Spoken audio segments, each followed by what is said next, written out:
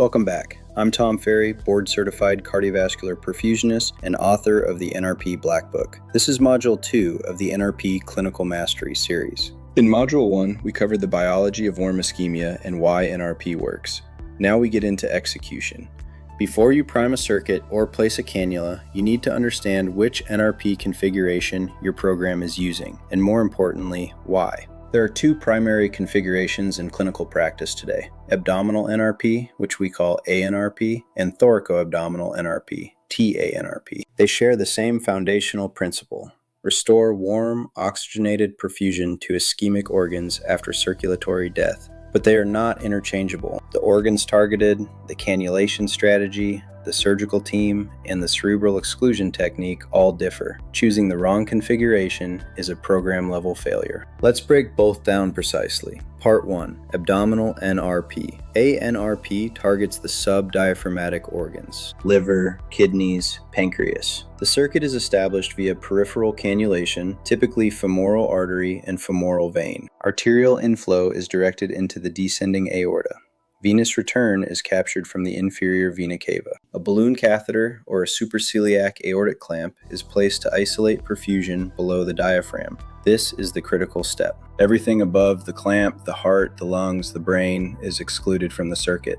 The thoracic organs remain in a quiet state. In A-NRP, the thoracic team can still recover the heart and lungs, but they do so via direct cold preservation, not warm perfusion. A-NRP is used by the majority of U.S. programs today. It is technically accessible and does not require cardiac surgery infrastructure. It has the strongest outcomes evidence base. If your program is building NRP capability from the ground up, A-NRP is where you start. Part 2. Thoracoabdominal NRP. TA-NRP perfuses everything, thoracic and abdominal organs simultaneously, on a single warm circuit. Cannulation is central: ascending aorta and right atrium via sternotomy. This requires a full cardiac surgical team. The cerebral exclusion step is different here and non-negotiable. The brachiocephalic vessels must be ligated or clamped before flow begins. All three confirmed, documented. Any cerebral perfusion during a TA-NRP run is a catastrophic ethical and legal failure, not a complication, a violation. The standard is confirmation of absent flow in all three arch vessels before pump flow.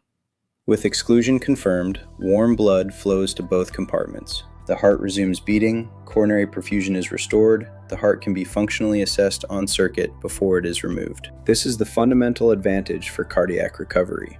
The heart is being resuscitated in situ, evaluated in real time, and procured only if it functions. TA-NRP has been transformative for DCD heart transplant, but it is resource intensive. It demands surgical maturity before a program attempts it. Part 3. Combined heart-lung procurement under A-NRP. This approach is increasingly relevant and often overlooked. In this approach, A-NRP runs as the abdominal circuit, protecting the liver, kidneys, and pancreas. Simultaneously, the thoracic team isolates the chest. The descending thoracic aorta is clamped superior to the diaphragm. The azygous vein and superior vena cava are controlled. IVC clamping is deliberately delayed, allowing blood to drain into the reservoir.